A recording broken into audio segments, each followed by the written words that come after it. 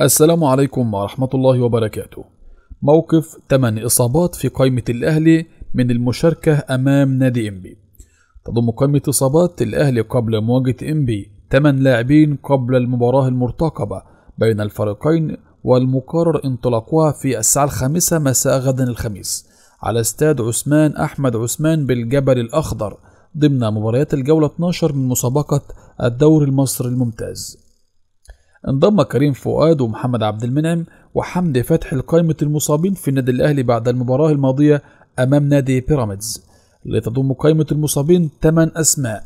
الثلاثي المصاب أمام بيراميدز بجانب الخماسي أكرم توفيق وبيرسيتاو ومصطفى شوبير وحسام حسن وطاهر محمد طاهر.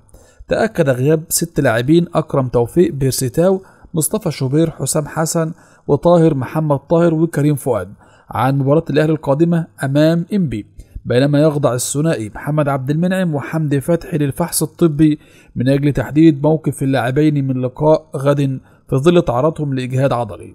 أثبتت الإشاعة إصابة كريم فؤاد بجزع في أربطة الركبة ويغيب لمدة 3 أسابيع، ويغيب مصطفى شوبير بسبب إصابته بقطع في غضروف الركبة، كما يعاني أكرم توفيق من قطع في الرباط الصليبي، طاهر محمد طاهر من جزع في رباط الركبة أيضا، بيرسيتاو من تمزق في العضلة الخلفية، ويعاني حسام حسن من إجهاد عضلي عام.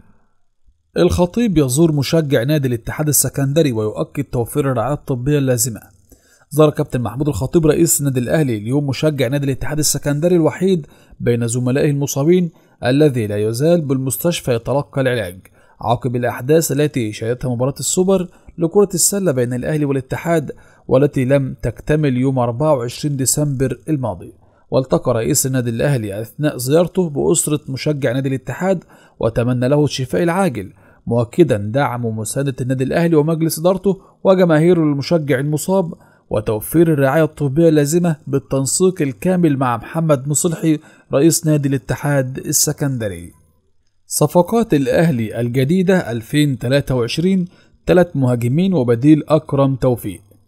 اقتربت إدارة النادي الأهلي من حسم ملف الصفقات الجديدة في 2023 بعد نجاحها في إبرام 3 صفقات في الأيام الماضية لقيدها في الفريق بالميركاتو الشتوي، وسوف أستعرض معكم ملامح هذه الصفقات وأيضا تفاصيل إنهاء الأهلي تعاقده مع الثلاثي محمد الضاوي كريستو وعبد العزيز يعقوبو وخالد عبد الفتاح. أنا فريق نادي الأهلي تعاقده مع نادي النجم الساحلي للحصول على خدمات محمد الضاوي كريستو مقابل $1,250,000، ويوقع اللاعب لمدة 4 سنوات ونصف السنة على أن يتقاضى $300,000 كراتب في الموسم الواحد.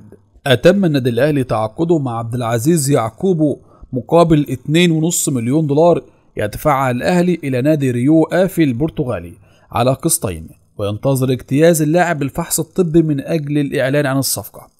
وحصل الأهلي على توقيع عبد العزيز يعقوبو لمدة 4 مواسم ونصف الموسم على أن يتقاضى اللاعب راتبا يصل إلى $1,000,000 في الموسم. وفي السياق نفسه أعلن فرج عامر رئيس نادي الاتحاد السكندري تعاقد النادي الأهلي مع خالد عبد الفتاح لمدة 6 شهور على سبيل الإعارة بنية الشراء مقابل 10 مليون جنيه، ويأتي ذلك بعدما حصل نادي سموحة على استعارة حسام حسن مهاجم الفريق لمدة 6 شهور وزياد طارق لمدة موسم ونصف الموسم. وتسعى إدارة النادي الأهلي إلى التعاقد مع مهاجم أجنبي آخر لقيده تحت السن في ظل رغبة الجهاز الفني للفريق لضم أكبر عدد من الصفقات في الخط الهجومي، إذ تم الانتهاء من التعاقد مع 2 ويتبقى التعاقد مع مهاجم أجنبي جديد. موسيماني الرابح الأكبر من وراء صفقة كريستيانو رونالدو ومصير أبو بكر ومشريبوف مع النصر. يجني الجنوب أفريقي بوتس موسيماني المدير الفني لفريق أهلي جدة المنافس بدوري الدرجة الثانية في السعودية مكاسب من وراء صفقة انضمام البرتغالي كريستيانو رونالدو إلى صفوف فريق النصر السعودي في فترة الانتقالات الشتوية الجارية بعقد يمتد ل 2025، وذلك بعد فسخ دون عقده مع فريقه السابق مانشستر يونايتد. ووفقا لما ذكرته صحيفة الوئام السعودية، فإن موسيماني يعد من أكثر الرابحين في السعودية من وراء صفقة كريستيانو رونالدو وانضمامه لنادي النصر، موضحا أن مدرب أهلي جدة سيحصل على دعم كبير من خلال تعاقد فريقه مع بعض لاعبي نادي النصر. وأوضحت الصحيفة أنه المكاسب موسيماني من وراء رونالدو كانت بانضمام منصور الشمري على سبيل الإعارة حتى نهاية الموسم، مبينة أن إدارة النصر ذكرت لنظيرتها في جدة أن لها الأولوية في التعاقد مع الشمري ومع أي لاعب آخر متاح في فترة الانتقالات الشتوية. وتابعت الصحيفة بأن موسيماني سيربح من وراء تعاقد النصر مع رونالدو خدمات لاعب أو اثنين آخرين في فترة الانتقالات الجارية، أقربهم الأوزباكستاني جلال الدين مشريبوف، في ظل أن النصر سيعلن رحيله خلال الساعات القادمة. الشارقة ينافس فنربخش على ضم أبو بكر، وأندية الإمارات تفاوض مشريبوف.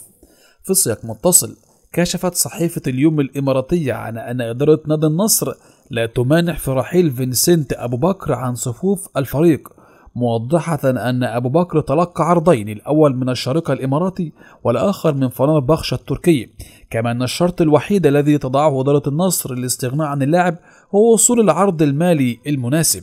وأشارت الصحيفة على أن كريستيانو رونالدو يعيد مشاريبوف على رادار الفرق الإماراتية بعدما خرج اللاعب الأوزبكي من الحسابات الفنية للفريق، مؤكدة أن مشاريبوف تلقى عرضا بالفعل من الإمارات دون الكشف عن هوية النادي المهتم بضم اللاعب، كما أن اللاعب يمتلك عروضا أخرى أبرزها من التعاون وأهل جدة السعوديين.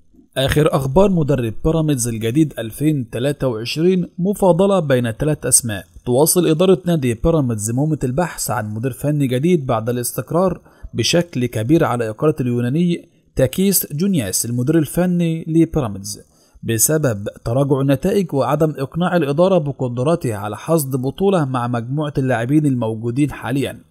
وقال مصدر مطلع من داخل نادي بيراميدز إن هناك استقرار على رحيل المدرب اليوناني تاكيس جونياس، ولكن عامل الوقت والسبب في بقائه على رأس القيادة الفنية. وأضاف أن هناك أكثر من مدير فني جرى ترشيحه في الفترة الماضية، على رأسهم الفرنسي باتريس كارتيرون، والبرتغالي جامي باتشيكو مدرب الزمالك السابق، والتونسي معين الشعباني مدرب المصري البورسعيدي السابق، بجانب مدرب آخر من أمريكا الجنوبية تتكتم الإدارة عن اسمه في الوقت الحالي. وضح أن الخسارة أمام الأهلي بثلاثية نظيفة في الجولة الماضية بالدوري الممتاز كتبت نهاية المدرب اليوناني داخل قلعة الفريق السماوي، مشيرة إلى أن أزمات المدير الفني مع نجوم الفريق زادت بشكل كبير في الفترة الماضية وهناك مطالب برحيله. وأخيرا اليوم منتخب اليد يواجه التشيك في دورة فرنسا الودية من أجل التجهيز والاستعداد للمونديال. يفتتح اليوم الأربعاء منتخب مصر لكرة اليد دورة فرنسا الودية الدولية